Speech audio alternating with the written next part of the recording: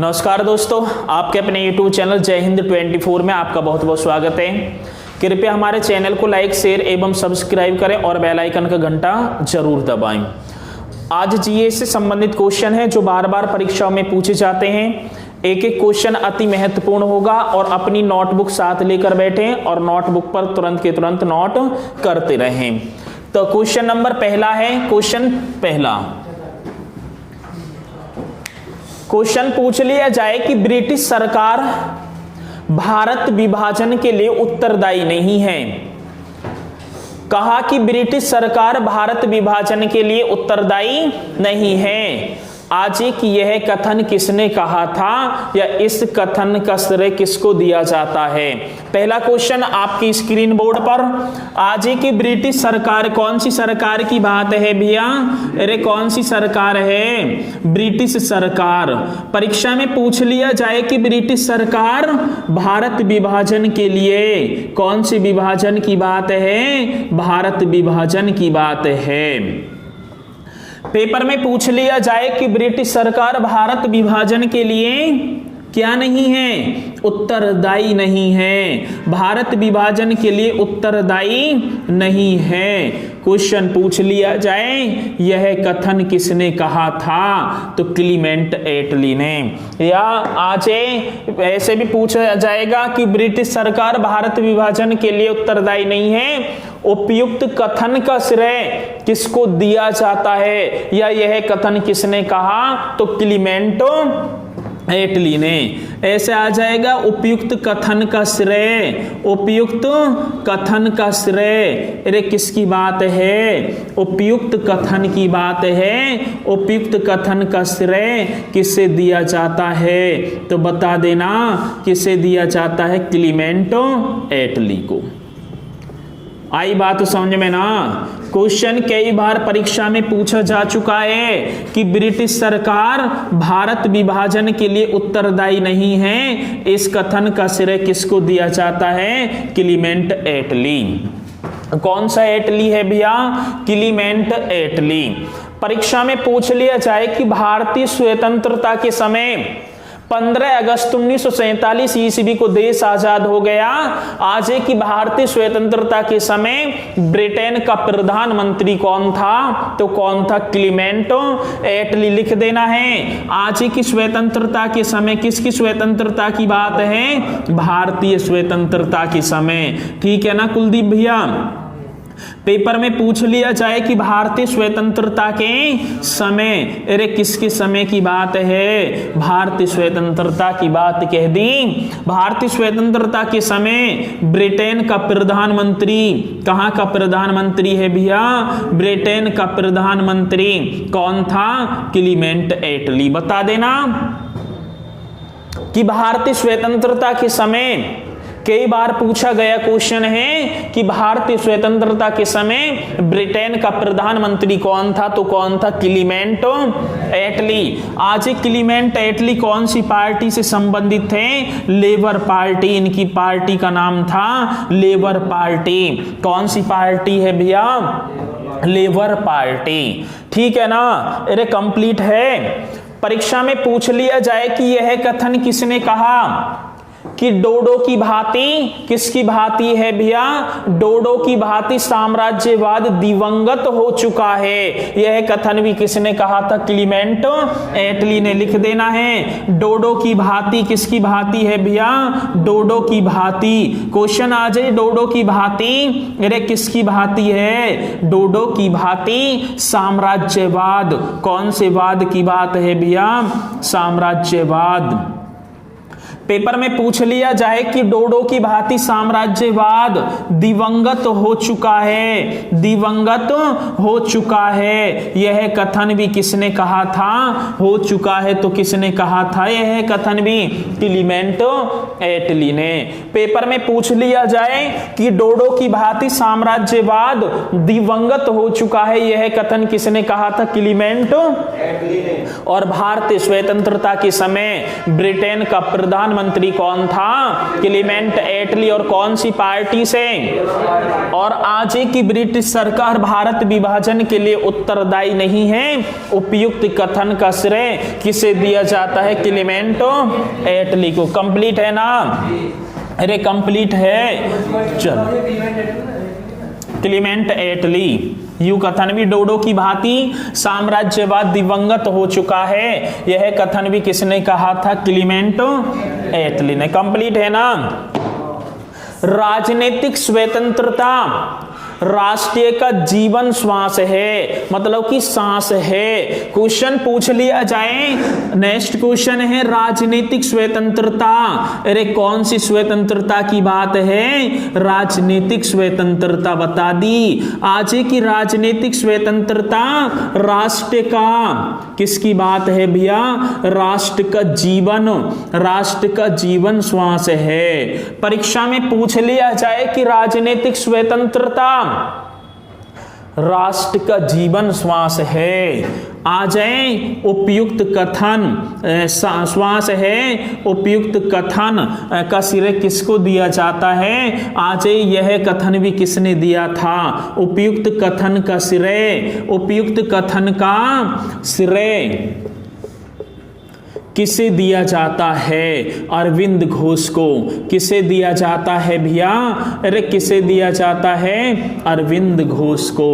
किसे दिया जाता है? अरविंद घोष को। पेपर में पूछ लिया जाए, क्या पूछ लिया जाए? राजनीतिक स्वतंत्रता क्या है? राष्ट्र का जीवन श्वास है। आज क्वेश्चन आज उपयुक्त कथन का श्रेय किसे दिया जाता है? अरविंद घोष को। किसे दिया जाता है? वह भारतीय क्रांतिकारी कौन था जो अंत में एक योगी बन गया या संत बन गया? उसका नाम क्या था? अरविंद। आज की वह भारतीय क्रांतिकारी कौन था जो अंत समय में एक योगी बन गया? तो उसका नाम क्या है? अरविंद घोष। और योगी बनने के कारण आज पांडुचेरी का संत किसे कहा जाता है? कई बार परीक्षा में पूछ लिया जाता है पांडुचेरी, या जिसे पुद्दुचेरी बोल दिया जाता है, पांडुचेरी का संत। अरे किसके संत की बात है? पांडुचेरी का संत। परीक्षा में आज कि पांडुचेरी का संत किसे कहा जाता है? तो बता देना, अरविंद घोष को। किसको कहा जाता है भैया? अरविंद घोष को। अरे किसको कहा जाता है? अरविंद घोष को। आज कि अरविंद घोष को परीक्षा में पूछ लिया जाए कि अरविंद घोष को भारतीय राष्ट्रवाद का पैगंबर किसने कहा था? क्वेश्चन है अरविंद घोष को। अरे कौन से घोष की बात है? अरविंद घोष की बात है। आ जाए कि अरविंद घोष को, कौन से घोष को भैया? अरविंद घोष को भारतीय राष्ट्रवाद का पैगंबर, भारतीय राष्ट्रवाद का किसकी बात चल रही है? अरविंद घोष की बात है। अरविंद घोष को भारतीय राष्ट्रवाद का पैगंबर किसने कहा था? पैगंबर किसने कहा था? तो बता देना, डॉक्टर करण सिंह ने। किसने कहा? तो किसने कहा भैया? यहां लगा देना है डॉक्टर, और आगे है डॉक्टर करण सिंह। किसने कहा भैया? डॉक्टर करण सिंह ने अरविंद घोष को भारतीय राष्ट्रवाद का पैगंबर। आज कि अरविंद घोष को भारतीय राष्ट्रवाद का पैगंबर किसने कहा? तो किसने कहा था भैया? डॉक्टर। पेपर में पूछ लिया जाए कि अरविंद घोष को भारतीय विचारकों का राजकुमार किसने कहा? अरविंद घोष को भारतीय, यहां तक लिखना है, भारतीय विचारकों का। पेपर में पूछ लिया जाए अरविंद घोष को भारतीय विचारकों का राजकुमार। परीक्षा में पूछ लिया जाए कि अरविंद घोष को भारतीय विचारकों का राजकुमार किसने कहा? तो कौन पहले बतावे? किसने कहा? रोमन जो है रोलैंड ने। किसने कहा? तो किसने कहा भैया? रोमन रोलैंड ने। किसने कहा था? रोमन है, और रोलैंड ने क्या कह दिया? विचारकों का राजकुमार कह दिया। किसको कह दिया? अरविंद घोष को।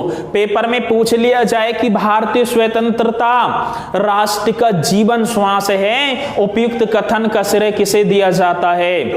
पेपर में आ जाए कि वह भारतीय क्रांतिकारी कौन था जो अंत समय में एक योगी बन गया। आ जाए कि पांडुचेरी का संत किसे कहा जाता है? और परीक्षा में आ जाए कि अरविंद घोष को भारतीय राष्ट्रवाद का पैगंबर किसने कहा था? डॉक्टर करण सिंह। और अरविंद घोष को आज भारतीय विचारकों का राजकुमार किसने कहा? तो किसने कहा? रोमन, कौन था भैया? ठीक है, रोमन रोलैंड ने। कंप्लीट है ना? अरे सही है, कर दोगे। नेक्स्ट क्वेश्चन आपके सामने अगला। प्रति एक वस्तु इंतजार कर सकती है परंतु कृषि नहीं। कौन नहीं भैया? परंतु कृषि नहीं। यह कथन किसने दिया था? परीक्षा में पूछ लिया जाए कि प्रति एक वस्तु सही है ना? प्रति एक वस्तु इंतजार या प्रतीक्षा कर सकती है। प्रति एक वस्तु प्रतीक्षा या इंतजार कर सकती है।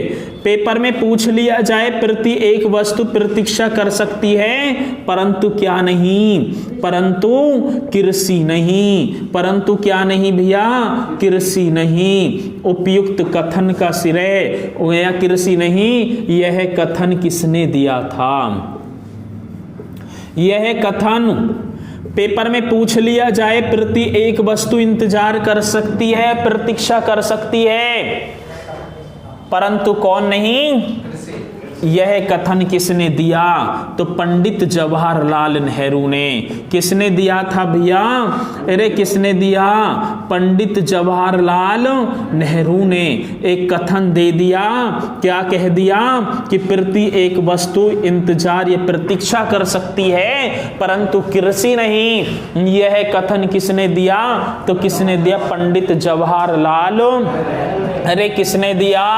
पंडित जवाहरलाल नेहरू ने। कंप्लीट है ना? आज भारतीय कृषि का इतिहास शायद मैंने कल लिखवाई होगी एक पुस्तक, भारतीय कृषि का इतिहास नामक पुस्तक का लेखक कौन है? कौन बतावे पहले? MS रंधावा। आज भारतीय कृषि का इतिहास नामक पुस्तक का लेखक, नामक पुस्तक का तरुण भैया कौन है? भारतीय कृषि का इतिहास MS है ना? MS कौन है? रंधावा। शायद मैंने कल लिखवाया होगा। पेपर में पूछ लिया जाए प्रति एक वस्तु प्रतीक्षा कर सकते परंतु कृषि नहीं, यह कथन किसने दिया? मैं एक समाजवादी और गणतंत्रवादी हूं। ठीक है ना? मैं एक समाजवादी और गणतंत्रवादी हूं। मैं राजाओं और राजकुमारों में विश्वास नहीं करता। यह कथन भी किसने दिया था? पंडित जवाहरलाल। अरे किसने दिया था? पंडित जवाहरलाल नेहरू ने। ठीक है ना? किसने कहा? किसने कहा था आजादी हमारी पहुंच के अंतर्गत है या पहुंच के नजदीक है, इसे कसकर पकड़ लेना चाहिए? यह कथन किसने कहा? महात्मा। परीक्षा में पूछ लिया जाए किसने कहा? किसने कहा था और लगा देना है। पेपर में आज किसने कहा था आजादी हमारी पहुंच के अंतर्गत है? किसने कहा था आजादी हमारी? आजादी है भैया, आजादी हमारी किसके अंतर्गत है? पहुंच के अंतर्गत है। किसने कहा था आजादी हमारी पहुंच के अंतर्गत है? सही है ना? अंतर्गत है। इसे कसकर पकड़ लेना चाहिए। इसे कैसे पकड़ना है? कसकर पकड़ लेना चाहिए। पकड़ लेना चाहिए। आज यह कथन किसने कहा था? लेना चाहिए, महात्मा गांधी ने। किसने कहा था भैया? महात्मा गांधी का नाम सुना है ना? महात्मा गांधी ने एक कथन कह दिया भारत छोड़ो आंदोलन के दौरान। आज किसके दौरान बात कही थी? भारत छोड़ो। अरे क्या छोड़ो? भारत छोड़ो आंदोलन के दौरान महात्मा गांधी ने एक कथन किया, कहा, और कथन का नाम है आजादी हमारी पहुंच के अंतर्गत है, इसे कसकर पकड़ लेना चाहिए। ठीक है ना? प्रति एक वस्तु इंतजार कर सकती है, परंतु यह कथन किसने कहा? मैं एक समाजवादी और गणतंत्रवादी हूं, मैं राजाओं और राजकुमारों पर विश्वास नहीं करता। यह कथन भी किसने कहा था भैया? अरे किसने कहा? पंडित जवाहरलाल नेहरू ने। सही है ना? नेक्स्ट क्वेश्चन आगे इंक डाल लूं पहले। परीक्षा में पूछ लिया जाए कि भारत में अप्रत्यक्ष निर्वाचन, कौन से निर्वाचन की बात है? अप्रत्यक्ष निर्वाचन। आ जाए कि भारत में अप्रत्यक्ष निर्वाचन की शुरुआत किस वर्ष हुई थी? ठीक है ना? भारत में अप्रत्यक्ष निर्वाचन की प्रथा भी बोल देंगे। भारत में अप्रत्यक्ष, अरे कौन से प्रत्यक्ष की बात है? अप्रत्यक्ष की बात है।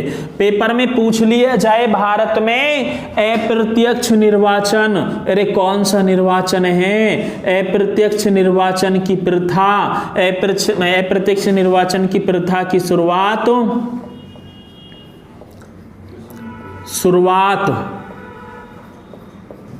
कब हुई थी? तो 1892 ईस्वी में। कब हुई थी भैया? अरे कौन पहले बतावे? 1892 ईस्वी में। पेपर में पूछ लिया जाए कि भारत में अप्रत्यक्ष निर्वाचन की प्रथा की शुरुआत कब हुई थी, तो कब हुई थी? अरे कब हुई थी? 1892 ईस्वी में। कब हुई थी भैया? 1892। आज हैरी पॉटर उपन्यास का लेखक कौन है? कई बार परीक्षा में पूछा गया हैरी पॉटर। कौन सा पॉटर है भैया? Harry Potter. पेपर में आ जाए कि हैरी पॉटर उपन्यास का लेखक, परीक्षा में आ जाए हैरी पॉटर उपन्यास का लेखक कौन है? जेके रोलिंग। कौन सा रोलिंग है भैया? जेके रोलिंग। हैरी पॉटर उपन्यास का लेखक कौन है? जेके रोलिंग। ठीक है ना? अब यू क्वेश्चन हो गया पुराना।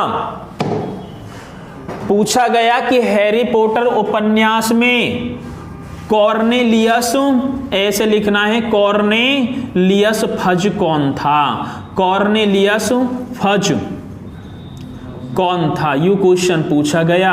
हैरी पॉटर उपन्यास में, यहां से लिखना है, हैरी पॉटर उपन्यास में कॉर्नेलियस फज कौन था? तो जादू का मंत्री। कैसा मंत्री था भैया? यू जादू का मंत्री। अरे कैसा मंत्री है? जादू का मंत्री है। You question very very important है। पेपर में पूछ लिया जाए हैरी पॉटर उपन्यास यूनाइटेड किंगडम में जो है लिखा गया है, और इस पर 8 हॉलीवुड फिल्म बन चुकी हैं, और बहुत ही ज्यादा इंपोर्टेंट है। कई बार पूछा गया हैरी पॉटर उपन्यास में कॉर्नेलियस फज कौन था? तो कौन था? जादू का, अरे कौन सा मंत्री है? जादू का।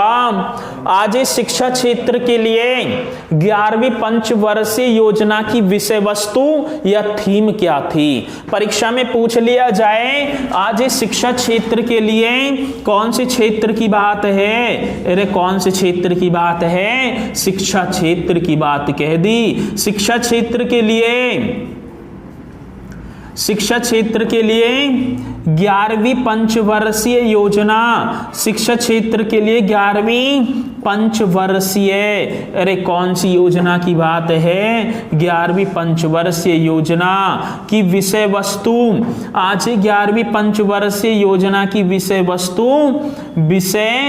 वस्तु या इसे थीम भी बोल देंगे। थीम क्या थी? तो क्या थी भैया, इसकी विषय वस्तु की थीम क्या थी? अनिवार्य प्रारंभिक शिक्षा। कौन सी शिक्षा है? अनिवार्य प्रारंभिक शिक्षा। अनिवार्य होगा और प्रारंभिक लिख देना है और शिक्षा आगे लगा देना है। आज इस शिक्षा क्षेत्र में कौन से क्षेत्र की बात है? शिक्षा क्षेत्र के लिए 11वीं पंचवर्षीय योजना की विषय वस्तु या थीम क्या थी? अनिवार्य प्रारंभिक। 11वीं पंचवर्षीय योजना का समय 2007 से लेकर 2012 तक 11वीं पंचवर्षीय योजना चली। पेपर में पूछ लिया जाए 11वीं पंचवर्षीय योजना का समय कब से कब तक है? 2007 से 2012 तक। आज 11वीं पंचवर्षीय योजना में कितने आईआईटी स्थापित करने की घोषणा की गई थी? यूं भी पूछ ले कितने आईआईटी जो कॉलेज हैं स्थापित करने की, तो 8।